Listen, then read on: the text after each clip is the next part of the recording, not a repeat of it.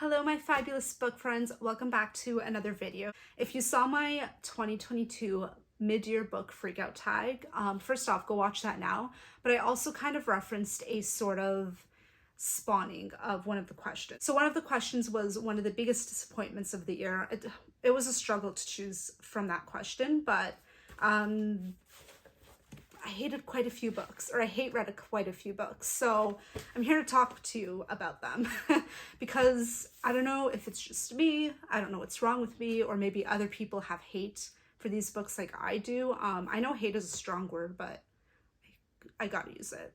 All right, so I work in publishing. I think my opinions on the first two books are never going to get me a job at the publishing company that published these, but I'm okay with that because I have to speak my thoughts. That's why I love to talk about books, so I can recommend them or just give you my unfiltered opinion, and that's what I'm gonna do.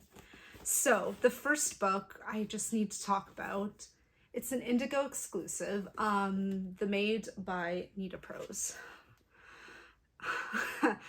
It was good. It's just the whole representation thing. So sometimes it comes across that white authors like to add diversity just for the sake of adding diversity. I question why the one Mexican character was wrapped up in a whole drug smuggling thing. I questioned that. I posted a TikTok about this a while ago, so like you can also see a shorter version of that. But like the whole thing about authors writing neurodivergent characters when they're not neurodivergent gives me the ick. And then it's just, yeah, like, I don't know, it's just something that just doesn't sit right. I think it just comes down to writing diversity or adding diversity for the sake of adding it. I don't know. It was so hyped. It still continued to be hyped, and it's just,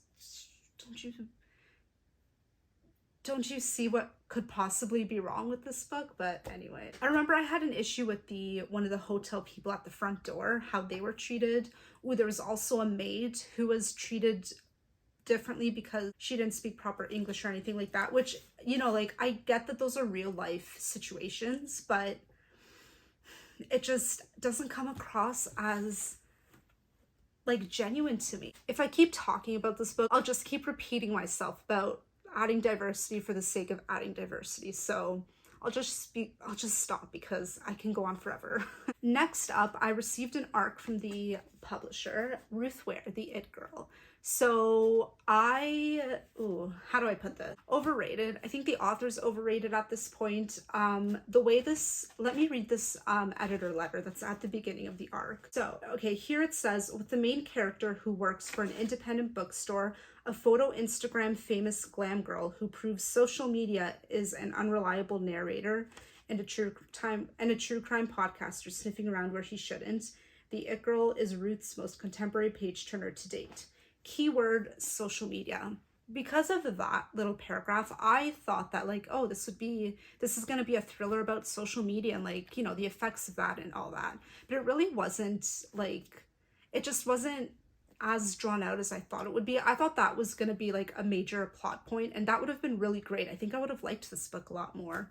But it was like just about the start of Instagram and like a few casual references of how the character who dies is like just like one of the first Instagram successes or something like that. Like, it was just, again, a little cheesy, kind of not dramatic, but like just boring, way too long, way longer than it needed to be. It just dragged on in the middle, and the ending was so unsatisfying, so don't recommend. Okay, now that we got those career defining or maybe career destroying book choices out of the way, let's get on to the real books I hated. Like, I truly, truly hate with a passion. And I don't know which book to start with, but I will say that both of them are Once Upon a Book Club choices, and which surprises me because I'm the first one to say that Once Upon a Book Club has the best books ever. Like, even if you don't buy the box, which you can use my code ReadingMaria10 for a discount. Anyways, even if you don't buy the box, I always say, like, check out their book recs because they're books that you might not have known about, and they're really great most of the time. But just these two were, like, disgusting.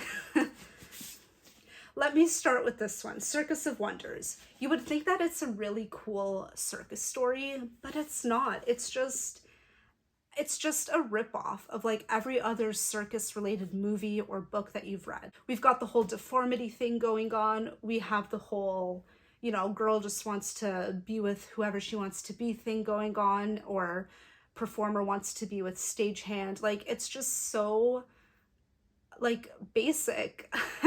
Like, it's just such an overdone storyline. Like, there was nothing different about it, nothing memorable. It was so boring. Also longer than it needed to be. This book should just be like 2 pages, to be honest. Like, put it into a novella or something. Honestly, I just think let's get beyond the same old books that you've read a million times before in like your late teens or something. Like, let's write something different, if that's so hard. I get that it's historical, but you know, let's spice it up a bit, because this is just like, I could have just watched Water for Elephants or something, or some other like really probably better written circus related book, and I would have been happier. That's all I'm saying. All right, feel free to skip this part if it goes too long, because I have many thoughts about the oceanography of the moon. I saw one Goodreads review that said naturalists or people who work with like the ecosystem should not write books, and I 1000% agree with them. This book, it's just weird. I feel like the soundtrack of this book is Sweet Home Alabama, even though it's like not sibling related, but like the girl, this is gonna be spoilery by the way, so if you want to read this book, click off. But I mean, oh my god, so the girl whose mother died and she lives with like other family members, the you know, some guy just like randomly shows up, whatever, some famous author randomly shows up at their farm that they live on, and the rest is history. But like, she and him knew each other, but she didn't realize until like way far into the book, which is where I think the book should have ended, because then it just went downhill from there, and it was already going downhill from a very long time ago. So oh my god, how do I explain this? So basically, the author's best friend, or the guy he hung out with when they were like teenagers or something, that friend was a troublemaker who basically killed this girl's mother. Let me get names for you, because they're so, I just don't even remember. Okay, Riley is the girl, and Vaughn is the author. All right, so that's not his real name, but anyways, so Vaughn's best friend, I think his name was like, it was like a 3-letter name or something, like some street name. So Vaughn was the best friend of the guy who killed Riley's mother, and Vaughn, the books that Vaughn has written, those were Riley's aunt's writing, that because like the friend robbed the house and killed the mother and then stole like a lot of their stuff. So what happened to be in that hall was a laptop with these books on it, and Vaughn published them under his name, and he was trying to find Riley to like figure out like how you know, like they can get money to her, stuff like that. Ridiculous. But then they fall in love, like they've already fallen in love, and then Vaughn told her what happened. She tried to hit him with the car, and then she confessed to something about hiding the facts of her aunt's death, you know, because of her mother or something. So like, it was just ridiculous. And then the book doesn't end there. They go to some huge party, some publishing party that Vaughn promised his agent to hold, that he would have while he was in wherever the hell they were. And then the best friend was like, oh, I knew you took those novels and stuff, because he got out of jail and he attempted to like murder Vaughn. It's like so ridiculous, the kind of drama that I'm not here for. And it's just, again, like, so crap. It's such a shitty book. I really need to know where I can sign up to get the time spent reading this book back into my life, because it was not worth it.